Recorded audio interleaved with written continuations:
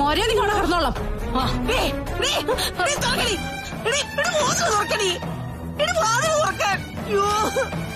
നിന്നെ ഞാൻ വെട്ടി കീറിക്കളയും. പുറത്തോട്ട് വന്നാലല്ലേ തൽക്കാലം അവിടെ കിടക്ക്. തുറക്കാനാ പറഞ്ഞത്.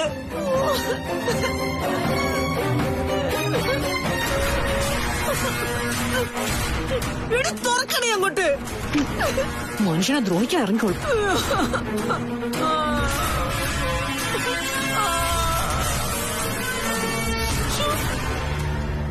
അരുൺ ആകെ ആദ്യം പിടിച്ച് നടക്കുക. കരുണ നിന്റെ മൊബൈൽ എടുത്തോണ്ട് പോയിട്ട് നിന്റെ ചേട്ടന്റെ ഫോട്ടോ അവരെ കാണിക്കേണ്ട കാര്യം എന്താ? അത് എനിക്ക് മനസ്സിലാവാത്തത്. ഇപ്പൊ അവരുടെയൊക്കെ കണ്ണിൽ ഞാൻ പ്രതിയെ. അരുണിന്റെ അപ്പച്ചിയെ തിളപ്പിക്കും തോറും അത് വലിയ വലിയ അപകടങ്ങളിലേക്കാ കാര്യങ്ങൾ കൊണ്ടെത്തിക്കുക. കഴിഞ്ഞ തവണ അവർ കൊല്ലാനായിട്ട് നേരിട്ട് ഇറങ്ങായിരുന്നു. ഇനി ആർക്കെങ്കിലും കൊട്ടേഷൻ കൊടുക്കുമെന്ന് പറയാൻ പറ്റില്ല. എന്റെ ഏട്ടൻ നിരപരാധിയാന്ന് കണ്ണേട്ടനറിയാം. ആ നിലയ്ക്ക് ഇനി അങ്ങേരെ കൊല്ലാൻ നോക്കിയ മകള് ചിലപ്പോ അമ്മയെ വെറുത്തെന്ന് വരും കണ്ണേട്ട. അങ്ങനെ വന്നാ ഞാൻ പറയും കാർത്തൂനോട്, സ്വന്തം അച്ഛനെയാണ് അമ്മ കൊന്നതെന്ന്. പിന്നെ ഒരു തെറ്റും ചെയ്യാത്തൊരു മനുഷ്യനെ വേദനിപ്പിക്കുന്നതിലും ഒരു പരിധിയൊക്കെ ഇല്ലേ കണ്ണേട്ട? എടാ, ഞാൻ കാർത്തൂനോട് പറഞ്ഞിട്ടുണ്ട് നിന്റെ ഏട്ടനെ വെറുപ്പോടെ നോക്കരുതെന്ന്. മോൾക്കിപ്പോ അങ്ങനോട് വെറുപ്പില്ല. പക്ഷേ നിന്റെ ഏട്ടന്റെ കാര്യവും പറഞ്ഞ് കാർത്തു അരുണും തമ്മിൽ ഇടയ്ക്കിടയ്ക്ക് വഴക്കുണ്ടാവുന്നുണ്ട്. അരുണിന് കാർത്തു എന്ന് വെച്ചാൽ ജീവനാ. പക്ഷേ നിന്റെ ഏട്ടനെ സ്നേഹിക്കുന്ന കാർത്തുനെ അംഗീകരിക്കാൻ അരുണിന് പറ്റുന്നില്ല.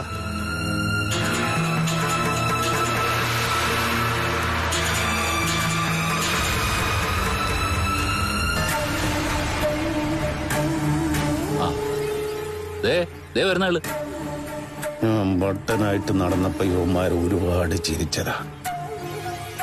അതുകൊണ്ട് ഇവനൊക്കെ വാലി തീ പിടിച്ച പോലെ ഓടണം.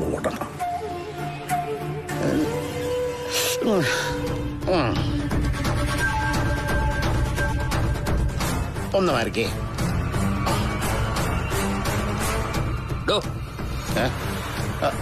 എന്നെ വിളിച്ചായിരുന്നോ? താനെന്തിനാണോ എന്റെ ഫോൺ എടുത്തോണ്ട് പോയത്? ഫോണോ? ആരുടെ ഫോൺ? എടാ ചേർക്ക, ഇവൻ എന്തൊക്കെയായി പറയുന്നത്? ഇവൻ ഏതാണ് ഇവൻ? നിങ്ങൾക്ക് ആൾക്കാരെയൊക്കെ തിരിച്ചറിയാൻ പറ്റുന്നുണ്ടോ എന്ന് ഞങ്ങൾക്ക് സംശയമുണ്ട്.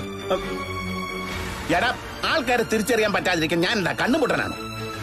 എടോ, താൻ കണ്ണുപൊട്ടനൊന്നല്ല, താൻ അങ്ങനെ അഭിനയിക്കാണോന്ന് ഇനിയിപ്പോ സംശയിച്ചേ പറ്റൂ. ഇവന്മാരിത് എന്തൊക്കെയായി പറയുന്നത്? എല്ലാം മനസ്സിലായിട്ടും മനസ്സിലാവാത്ത പോലെ നടക്കുവാണെങ്കിൽ ഒരുപാട് നിലവിളിക്കേണ്ടി വരും കരുണ നിനക്ക്. മാന്യമായിട്ട് സംസാരിച്ചില്ലെങ്കിലേ ഇടിച്ച് നിന്റെ നെഞ്ചും കൂടെ തകർത്ത് കളയും ഞാൻ. എന്നാ തകർക്കണം. എന്റെ മൊബൈൽ കൊണ്ട് അയാൾ ഈ കാട്ടിൽ കൊടുത്തേക്ക്. അയാൾ അറിഞ്ഞുണ്ടല്ലെങ്കിൽ അയാളെ തരുന്ന മോശ. സമനില തെറ്റി നടക്കുമ്പോഴും ചെയ്യുന്നതൊക്കെ അല്ലേ മോനെ, നീ പിടിച്ചു മാറ്റിയ നന്നായി. ഇല്ലെങ്കിൽ ഇന്ന് രണ്ടിലൊന്ന് അറിഞ്ഞാനേ. അത് തീരുമാനിച്ചേ.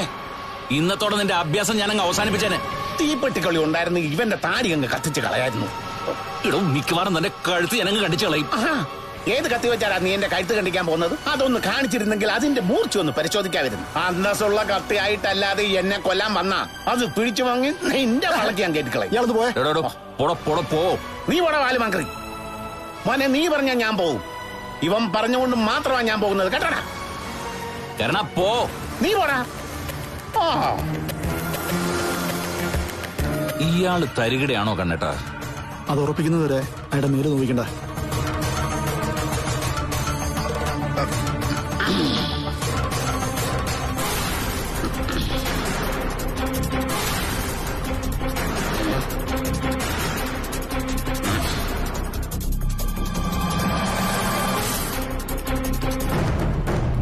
വീണ്ടും വരുവാണല്ലോ ശല്യം. ഒന്നുകൂടെ മാറിക്കേ.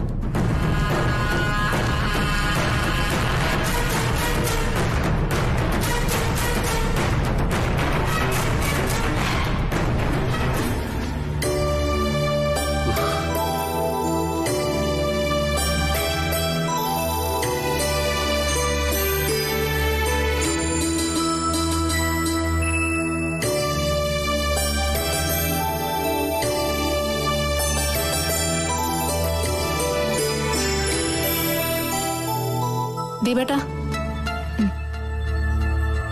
അതെന്തൊരു ചോദ്യാടാ. അവർക്ക് പിന്നെ സംസാരിക്കാൻ കാണില്ലേ?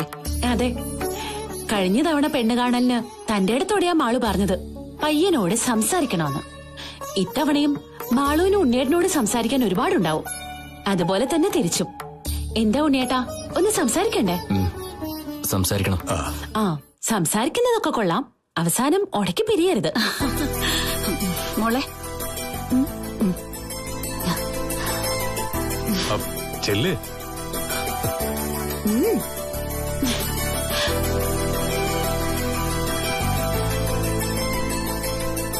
ഉണ്ണിയെ കണ്ടപ്പോ മനസ്സിലായി അവരൊന്നിക്കേണ്ടവരാണെന്ന്. രണ്ടാളും നല്ല ജോഡിയാ. ഒരുപാട് കഷ്ടപ്പെട്ടു ഉണ്ണിയേട്ടൻ. അവസാനം തട്ടുകടയിൽ വരെ നിന്നു. എല്ലാ അപ്പച്ചിക്ക് അറിയാലോ. ഇപ്പോഴും കണ്ണേട്ടനെ വേദനിപ്പിച്ചെന്റെ കുറ്റബോധമുണ്ട്. ഈ കല്യാണം കഴിയുന്നോടെ അതൊക്കെ മാറണം. കഴിഞ്ഞതൊക്കെ മറക്കണമെങ്കിൽ കല്യാണം കഴിഞ്ഞ മാത്രം പോരാ മോളെ. കണ്ണൻ ആഗ്രഹിച്ച പോലെ ഉണ്ണി ഒരു ഡോക്ടർ ആവണം. അതിനു വേണ്ടി ഇനി ശ്രമിക്കേണ്ടത്.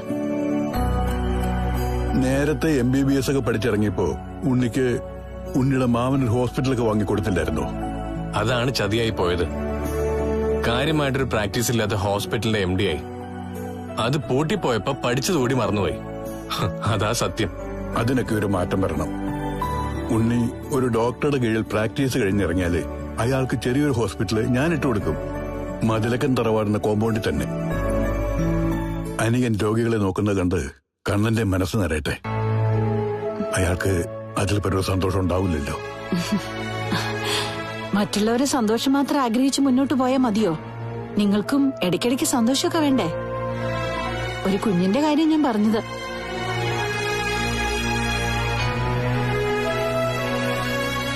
അല്ല, ട്രീറ്റ്മെന്റ് ഒക്കെ നടക്കുന്നുണ്ടല്ലോ. എന്തായി മോനെ? ഇതുവരെ ഒന്നും ആയില്ല. ഇനി അതാ ഞങ്ങൾ കാത്തിരിക്കണേ. കുടുംബത്തിൽ എനിക്കിപ്പോ കൊച്ചുമക്കൾ 5 പേരാ. ഉണ്ണിയും കൂടി വരുമ്പോ 6 ആയി. പക്ഷേ ഇതുവരെ ഞങ്ങൾക്ക് ഒരു ഉണ്ണിയെ മടിയിലിരുത്തി ലാളിക്കാൻ പറ്റിയിട്ടില്ല. അതേ ഉള്ളൊരു വിഷമം.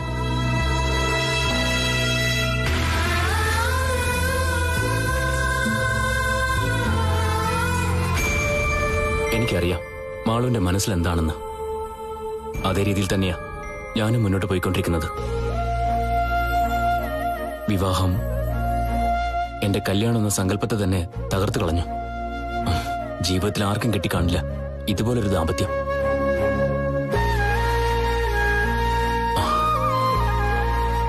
വിജിത പ്രഗ്നന്റായ സന്തോഷത്തിൽ അവൾക്ക് വേണ്ടി ഞാൻ എന്റെ സ്നേഹവും സമയവും കൊടുക്കുമ്പോ അവള് മറ്റൊരാളുടെ കുഞ്ഞിന്റെ അമ്മയാകാനുള്ള തയ്യാറെടുപ്പിലായിരുന്നു. അതിനൊക്കെ കാരണം എന്റെ കണ്ണേട്ടനോടും കാർത്തൂനോടും പവിത്രയോടൊക്കെ ഞാൻ കാണിച്ച ക്രൂരതയാണ്. ഒരുപക്ഷെ ആ സമയത്തൊക്കെ വിജിതയും അവളുടെ അച്ഛനെയും അമ്മയെക്കാളൊക്കെ മോശമായിട്ടാ ഞാൻ അവരോടൊക്കെ പെരുമാറിയത്. എന്റെ ഏട്ടൻ ജയിലിൽ കിടന്നപ്പോ പോലും എനിക്കൊരു സിമ്പതിയും തോന്നിയില്ല. ഒരിക്കൽ പോലും എന്റെ ഏട്ടനെ പുറത്തു കൊണ്ടുവരണമെന്ന് ഞാൻ ചിന്തിച്ചിട്ടില്ല.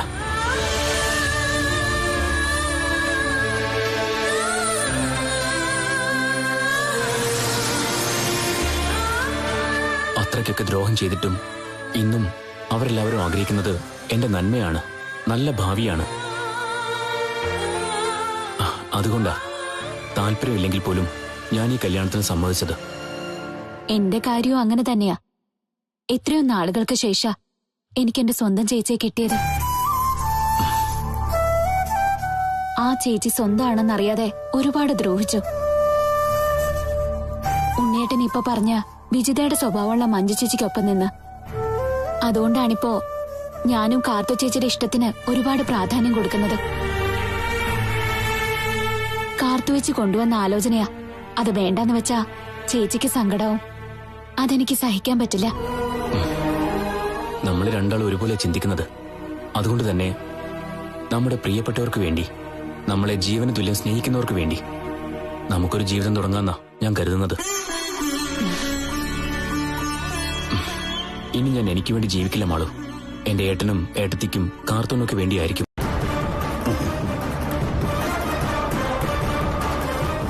ഇവളുടെ ഫോണിൽ ദേവനന്ദയുടെ നമ്പർ കാണും.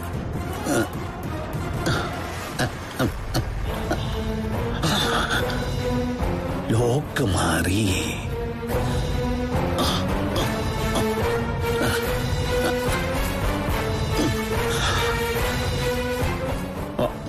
944 633 0078 944 633 0078.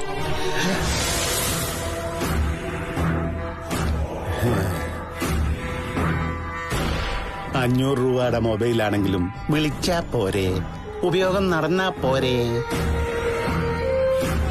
944 633 0078.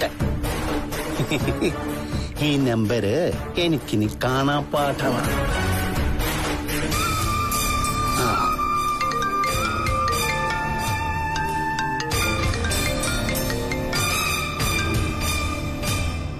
ഹലോ,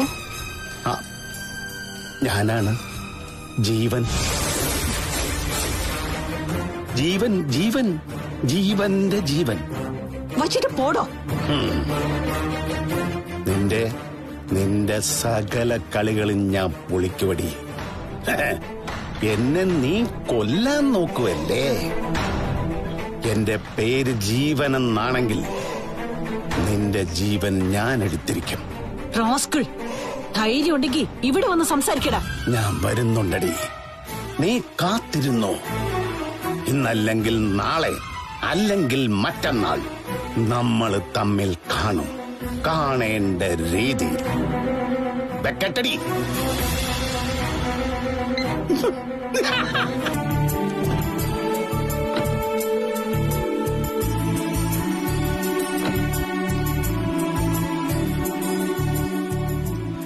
അവര് വന്നു.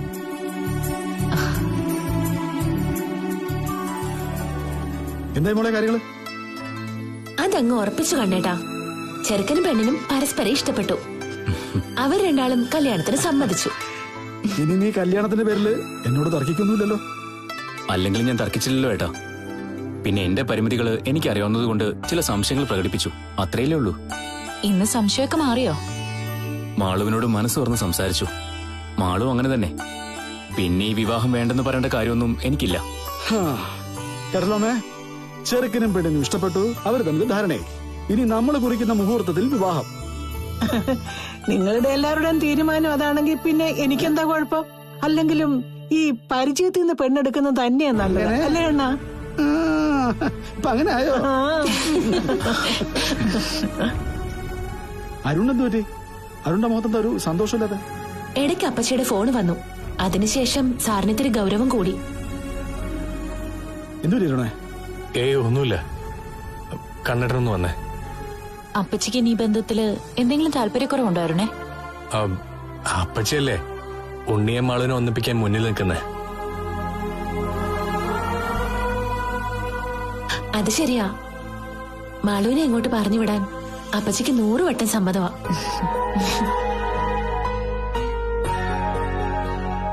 ഞാൻ വേറെ ചില കാര്യങ്ങൾ സംസാരിക്കാനാ കണ്ണേട്ടനെ വിളിച്ചേ.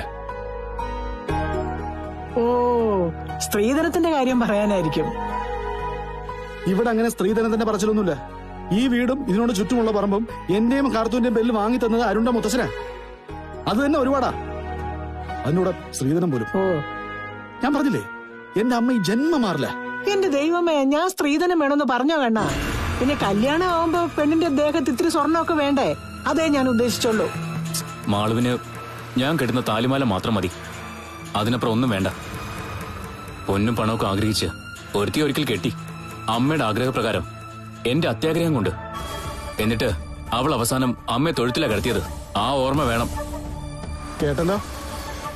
ഇനിയെങ്കിലും കഴിഞ്ഞതൊക്കെ ഇടയ്ക്കെങ്കിലും ഒന്ന് ഓർക്കമേ.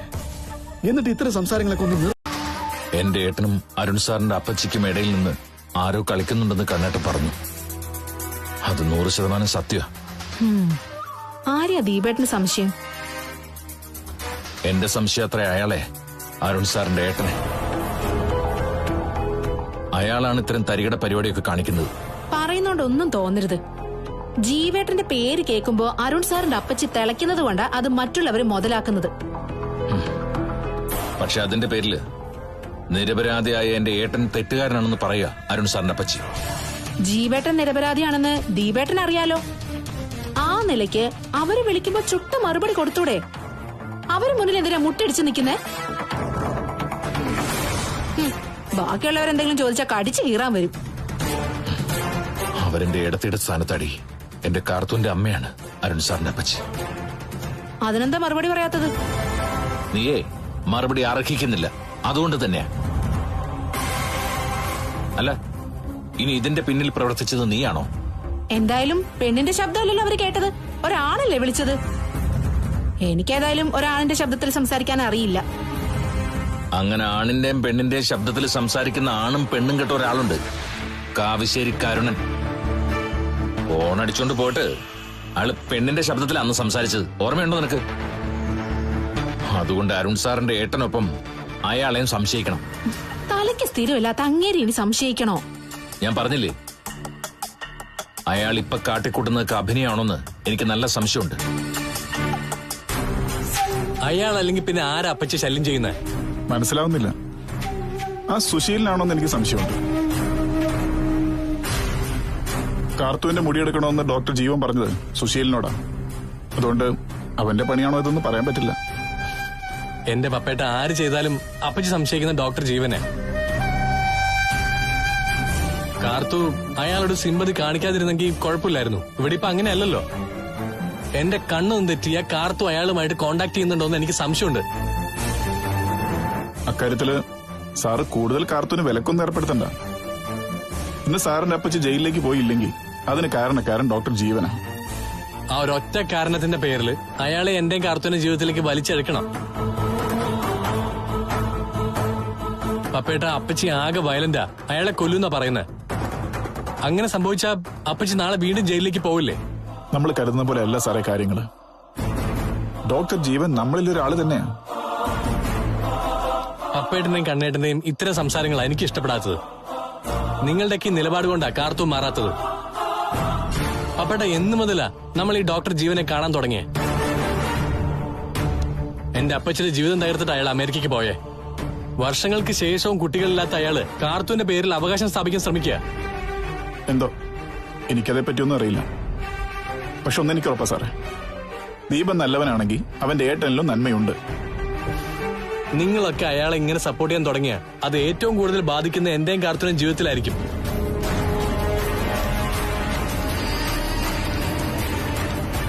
ഡോക്ടർ ജീവനെ സ്നേഹിക്കുന്ന എന്റെ ഭാര്യയെ എനിക്ക് ഒരിക്കലും ഉൾക്കൊള്ളാൻ കഴിയില്ല. അയാൾ ഇനി എത്ര നിരപരാധി ചമഞ്ഞാലും എന്റെ അപ്പച്ചിയുടെ ഭാഗമാണ് ശരി.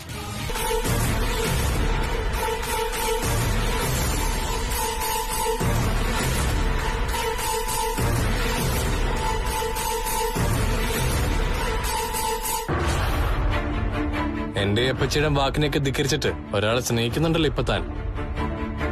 അയാളെ കൊണ്ട് ഇപ്പൊ പൊറുതി മുട്ടിയിരിക്കുക. എനിക്ക് മനസ്സിലായി കാര്യങ്ങള്. പക്ഷേ അത് അംഗീകരിച്ചു തരാൻ ഇത്തിരി ബുദ്ധിമുട്ടുണ്ട്.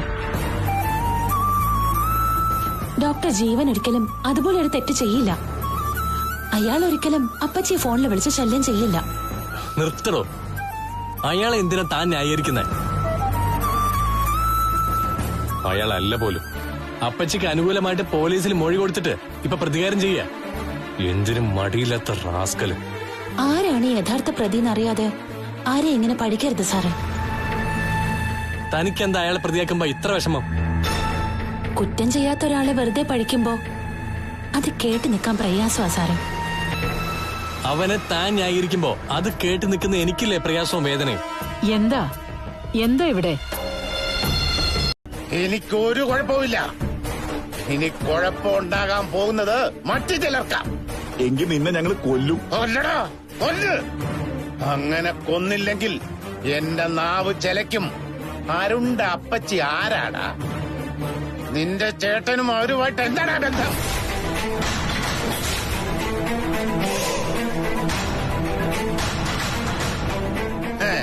എടാ, പല സത്യങ്ങളും മനസ്സിലാക്കിയവളാടാ എന്റെ സുധാമണി. ആ സമയത്ത് അവക്ക് തലയ്ക്ക് വെളിവില്ലാതായി. പക്ഷേ എന്റെ തലച്ചോറിനിപ്പം നല്ല വെളിപാടാ മക്കളെ. നിന്റെയൊക്കെ കയ്യിൽ നിന്ന് ബാക്കി കഥകൾ പിടിച്ചെടുക്കാനാ എന്റെ അസുഖം മാറിയിട്ട് ഞാൻ കോമാളിത്തരം കാണിച്ച് നടന്നത്. എന്തെങ്കിലും അറിഞ്ഞിട്ടുണ്ടെങ്കിൽ അത് വെച്ച് മുതലെടുക്കാൻ നിൽക്കണ്ട. ദേ ഞങ്ങക്ക് മുന്നും പിന്നും നോക്കാനില്ല. നിനക്കൊക്കെ മുന്നും പിന്നും നോക്കാനില്ലെങ്കിൽ എനിക്കത് മാത്രമല്ലടാ, മുകളിലോട്ടും താഴോട്ടും ഇടത്തോട്ടും വലത്തോട്ടും ഒന്നും നോക്കാനില്ല. എനിക്ക് കുടുംബമില്ല. എന്റെ ഭാര്യ ഭ്രാന്താശുപത്രി, മകളാണെങ്കിലോ ഒരു ഗുണ്ടയുടെ ഭാര്യ. പിന്നെ നീയൊക്കെ എന്നെ എന്ത് ചെയ്താലും എനിക്കൊരു ചുക്കും ഇല്ലടാ. ഇനി ജീവിതം ബാക്കിയുള്ള ഒരുപാട് പേരുണ്ട്. അവരൊക്കെ ജീവിക്കണോ വേണ്ടയോ എന്ന് ഈ കരുണൻ തീരുമാനിക്കും.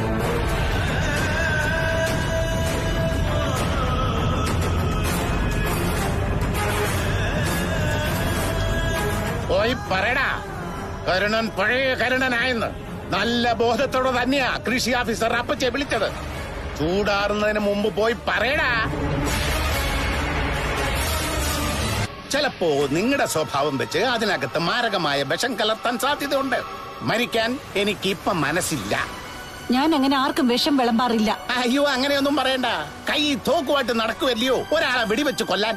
ഓ, ഉന്നം തെറ്റിയത് കൊണ്ടാ ഡോക്ടർ ജീവൻ രക്ഷപ്പെട്ടത്. അതുപോലെ എന്നെ കൊല്ലത്തില്ലെന്ന് പറയാൻ പറ്റുവോ? അവനോടുള്ള ദേഷ്യം എനിക്ക് മറ്റാരോടില്ല. എന്തൊക്കെ പറഞ്ഞാലും ആദ്യമായിട്ട് ഒരു കുഞ്ഞിനെ തന്ന ആളല്ലേ, അയാളോടൊന്ന് ക്ഷമിച്ചുകൂടെ? ഓ, പറഞ്ഞതുപോലെ ദേവനന്ദയ്ക്ക് തെറ്റായ മാർഗത്തിലൂടെ തന്ന കുഞ്ഞല്ലയോ. അപ്പോ അവൻ വഞ്ചകനും ചതിയനുമാണല്ലോ. അപ്പോ അവനോട് ക്ഷമിക്കാൻ പറ്റില്ല, ഒരു സ്ത്രീക്കും ക്ഷമിക്കാൻ പറ്റില്ല. മക്കൾക്കൊക്കെ ഈ കഥ അറിയാവോ? ആർക്കും അറിയില്ല. ഇളയ കൊച്ചകത്തുണ്ടോ? ഉണ്ട്. അതുകൊണ്ട് ഇവിടെ ഇരുന്ന് ദയവ് ചെയ്ത് ഒന്നും സംസാരിക്കരുത്. ഇല്ല, ഇങ്ങോട്ട് മര്യാദ കാണിച്ചാൽ ഞാൻ വലിയ മര്യാദക്കാരനാ. അതല്ലെങ്കിൽ അതുപോലെ സ്വഭാവം മാറ്റുകയും ചെയ്യും. ഓന്തിനെ പോലെ നിറം മാറുന്നവനാണ് കരുണൻ. അത് മനസ്സിൽ ഭയമായിട്ട് കൊണ്ടു നടന്നാൽ ദേവനന്ദയ്ക്ക് കൊള്ളാം. അപ്പോ ചായ എടുത്തോ. കെട്ടിയോൻ ഇവിടെ ഇല്ല അല്ലേ? ഇല്ല, കുറച്ചു ദിവസം ഇവിടുന്ന് പോയിട്ട്. കളഞ്ഞിട്ട് പോയതാണോ? അല്ല, ബന്ധുവീട്ടിലേക്ക് പോയതാ. അയാള് ബന്ധുക്കളെയൊക്കെ കണ്ടിട്ട് വരട്ടെ. അല്ല, കല്യാണത്തിന് മുമ്പ് അയാളെ വഞ്ചിച്ചതുപോലെ കല്യാണ ശേഷവും അല്ലറ ചില്ലറ ചുറ്റിക്കളിയൊക്കെ ഉണ്ടായിരുന്നോ? അങ്ങനെ ഒരു സ്ത്രീ അല്ല ഞാൻ. എന്നാ പിന്നെ ധൈര്യമായിട്ട് ചായ എടുത്തോ.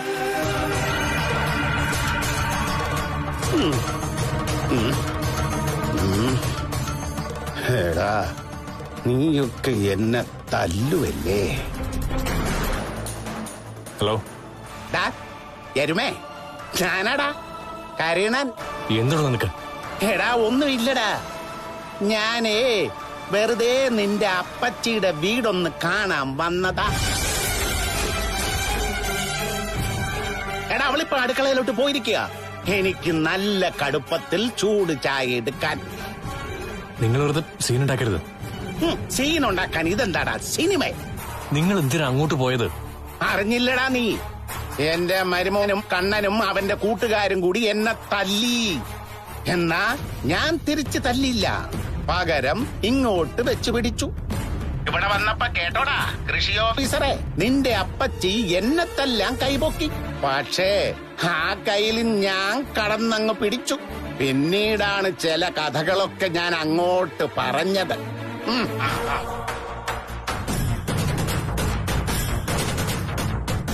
എടാ, അതിനുശേഷം അവള് പത്തി മടക്കി. ഇപ്പോ എനിക്ക് ചായ എടുക്കാൻ കൊച്ചിനെ പിടിച്ച് പെട്ടെന്ന് കല്യാണം കഴിപ്പിക്കണം കേട്ടോ. ഈ അമ്മയുടെ മോളല്ലയോ, എപ്പോഴാ വഴി തെറ്റുന്നതെന്ന് പറയാൻ പറ്റില്ല. എന്റെ മോളെ ഞാൻ അങ്ങനെയല്ല വളർത്തുന്നത്. അയ്യോ, വളർത്തു ഗുണത്തെ പറ്റി ഒന്നും പറയണ്ട. വേറെ ഒരുത്തി ഉണ്ടല്ലോ, മൂത്ത മോള്. അയ്യോ, പറഞ്ഞതുപോലെ രണ്ടാമത്തെ മോള്. അവള് മൂത്ത മോളെ കൊല്ലാനായിട്ട് നടക്കുക. അവളുടെ പുക കണ്ടേ അടങ്ങൂന്ന് പറഞ്ഞ്. അതൊക്കെ ഈ അമ്മയെ കണ്ട് പഠിച്ച ഓരോരോ ഗുണങ്ങളാ. ഇവിടെ ഇരുന്ന് ഇങ്ങനെയൊന്നും സംസാരിക്കരുത്. ആഹാ, ഓരോന്ന് ചെയ്തു വെക്കാം. ബാക്കിയുള്ള പറയുന്നതാ കുറ്റം.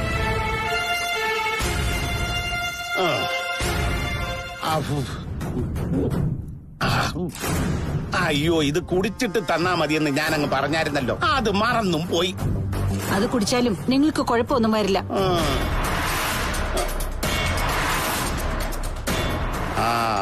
ഇന്നിപ്പോ ഈ ബിസ്ക്കറ്റൊക്കെ മതി. ഇനി വരുമ്പോ ഉഴുന്നുവടയോ പരിപ്പ് വടയോ ഒക്കെ ഉണ്ടാക്കി തരണം.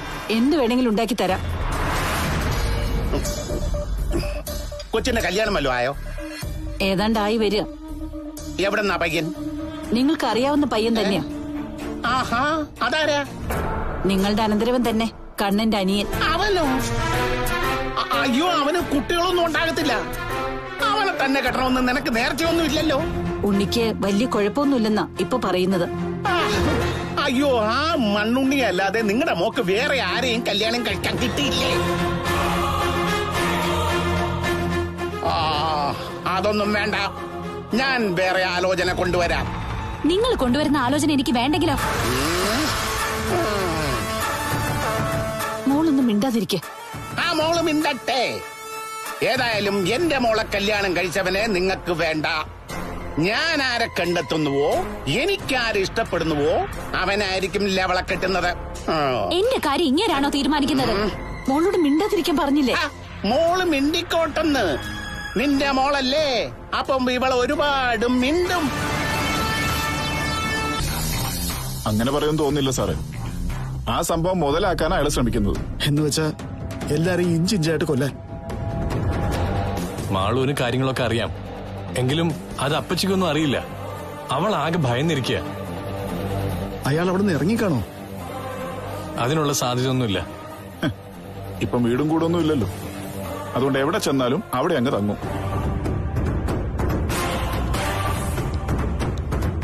ഇതിനിടയ്ക്ക് കരുണനെ പോലെ ചിന്തിക്കുന്ന രണ്ടാൾക്കാരോട് ഉണ്ട് പപ്പേട്ട. എന്റെ ഏട്ടനും ഏട്ടത്തിയമ്മയും. നേരിന് അയാള് അപ്പച്ചന്റെ വീട്ടിൽ നിന്ന് അങ്ങോട്ട് പോകുന്ന എന്റെ പേടി. വിജിതയുടെ അടുത്ത് പോയിട്ട് അവളോടൊന്നും പറഞ്ഞിട്ടില്ല. അയാളെ പോലെ ചിന്തിക്കുന്നവരുടെ അടുത്ത് അയാൾ പെട്ടെന്നൊന്നും പറയില്ല സാറേ. അയാൾ ഇത് വെച്ച് പരമാവധി മുതലെടുക്കാനാ നോക്കുന്നത്. ഇനിയിപ്പോ കാർത്തു പെട്ടെന്ന് കഥകൾ അറിയാനുള്ള സാധ്യതയുണ്ട്. അല്ലെങ്കിൽ പിന്നെ കീറി കളയണം മാമനും നോക്കാതെ. പിന്നെ ഇങ്ങനെയുണ്ടോ ആൾക്കാര്? ഒരിക്കലും മാറാത്ത സ്വഭാവം. അല്ലെങ്കിൽ അയാളുടെ അസുഖമൊക്കെ മാറിയതാ. അതിനൊപ്പം സ്വഭാവം കൂടെ മാറിയിരുന്നെങ്കിൽ എന്റെ തറവാട്ടിൽ താമസിപ്പിക്കായിരുന്നു. അല്ലെങ്കിൽ ദീപന്റെ വിജിതയുടെ ഒപ്പം കൂടായിരുന്നു. പിന്നെ അത്യാവശ്യം വട്ട ചെലവിന് കടയിൽ വന്ന് നിന്നാ ഞാൻ എന്തെങ്കിലും കൊടുക്കില്ലായിരുന്നോ? നേരത്തെ പരോളിൽ ഇറങ്ങിയപ്പോ പറമ്പ് കിളക്കാനൊക്കെ ഞങ്ങളുടെ കൂടെ വന്നതാ. അപ്പൊ കരുതി അയക്ക് മൊത്തത്തിൽ മാറ്റം ഉണ്ടാവുന്നു. അപ്പച്ചിയെ ജീവിക്കാൻ അനുവദിക്കുന്നില്ലെങ്കിൽ പിന്നെ കണ്ണേട്ടൻ പറഞ്ഞത് ഏകമാർഗം, കീറിക്കളയണം. എങ്കിലും മോള് മോളുടെ അച്ഛനെയും അമ്മയും പറ്റി അറിയാൻ പോകുന്നത് എന്റെ നാവിന്ന് തന്നെ ആയിരിക്കും. അല്ലെങ്കിൽ മോളോട് തുറന്ന് പറയേണ്ടി വരും. ചിലരൊക്കെ മര്യാദയ്ക്ക് നിന്നില്ലെങ്കിൽ. എന്താ ഞാൻ പറഞ്ഞത്? ചിലരൊക്കെ മര്യാദയ്ക്ക് നിന്നില്ലെങ്കിൽ അതിൽ നിങ്ങളുടെ മോനും പെടും. അല്ല, അവനിവിടെ ഉണ്ടോ? ഇല്ല. എന്നെ കണ്ടിട്ട് ഒളിച്ചിരിക്കുകയായിരിക്കും. അങ്ങനെ ഒളിച്ചിരിക്കേണ്ട കാര്യമൊന്നും അരുൺ സാറിനില്ല. അയ്യോ, പറയാൻ പറ്റില്ല. ഇനിയിപ്പൊ എല്ലാരും ഒളിക്കും. അത്രയ്ക്ക് പേടിയായിരിക്കുക എല്ലാവർക്കും കരുണം മാമയെ. എനിക്കങ്ങനെ തോന്നിയിട്ടില്ല. എന്നാൽ അവർക്കങ്ങനെ തോന്നി തുടങ്ങി. ദേ നിക്കുന്ന കണ്ടോ, ഭയന്ന് നിക്കുക കണ്ടോ? മാമന്റെ പ്രാന്തൊക്കെ മാറിയെന്നാ ഞാൻ കരുതിയേ. ഇപ്പൊ മനസ്സിലായി ഒട്ടും മാറ്റമില്ലാന്ന്. അയ്യോ എന്റെ പൊന്നുമോളെ, എന്റെ അസുഖമൊക്കെ മാറി. ഇനിയിപ്പോ ആ അവസ്ഥയിലേക്ക് വരാൻ പോകുന്നതേ മറ്റു ചിലരാ. അതിന്റെ തുടക്കമൊക്കെ ഒരു വൃത്തികെട്ട പേരാണല്ലോ. പറഞ്ഞ പോലെ പണിക്കാർക്കൊക്കെ വേറെ എന്തു പേരിടാനല്ലേ? സാമാന്യം തിരക്കേടില്ലാത്ത പേരാ എന്റേത്. അതെ, നീ സ്വന്തമായിട്ട് വിളിച്ചു നോക്കാത്തത് കൊണ്ടാ. ഇയാൾ ആരാ ഡോക്ടറെ? കാവശ്ശേരി കരണൻ എന്ന് പറഞ്ഞാലേ എന്റെ നാട്ടിൽ വന്ന് ആരോട് ചോദിച്ചാലും പറഞ്ഞു തരും. ഈ നാട്ടിലും എന്നെ അറിയാവുന്നവരുണ്ട്. ഞാൻ പഴയ അബ്കാരിയായിരുന്ന സമയത്ത് ഇവിടെയുള്ള ആൾക്കാരുമായിട്ട് നല്ല ബന്ധമായിരുന്നു. നിങ്ങൾക്ക് കുട്ടികളില്ലേ? എന്താ? അല്ല, കുട്ടികളില്ലാത്തവരാണ് ഡോക്ടറെ കാണാൻ വരല്. കുട്ടികളുള്ളവരും വരും. ഡോക്ടർ കുഞ്ഞുങ്ങളില്ലാത്ത ഒരുപാട് പേർക്ക് ആശ്വാസം കൊടുത്തിട്ടുണ്ടെന്ന് കേട്ടിട്ടുണ്ട്. അത് സത്യമാ. ഡോക്ടറുടെ കരുണയില് ഒരുപാട് പേർക്ക് ഫലം ഉണ്ടായിട്ടുണ്ട്. ചില കുട്ടികൾക്കൊക്കെ ഡോക്ടറുടെ ഛായയും ഉണ്ട്. എന്താടാ? പണി കഴിഞ്ഞെങ്കിൽ സുമിത്രന് പോവാം. അല്ലെ, ഈ ചേട്ടൻ പറയുന്നതൊക്കെ കേൾക്കാൻ നല്ല രസമുണ്ട്. എനിക്കത്ര രസം തോന്നുന്നില്ല. തന്നോട് പോകാനല്ലേ പറഞ്ഞേ? എടാ പോടാ. ജോലിക്കാരനൊക്കെ ഇത്ര അഹങ്കാരമോ? എടാ പോടാന്നൊക്കെ വീട്ടിലുള്ളവരെ വിളിച്ചാ മതി. എടാ വീട്ടിൽ ആരും ഇല്ലടാ, പിന്നെ ആരെ വിളിക്കും നിന്നെ അല്ലാതെ? എവിടുന്ന് വന്നോ എന്തോ.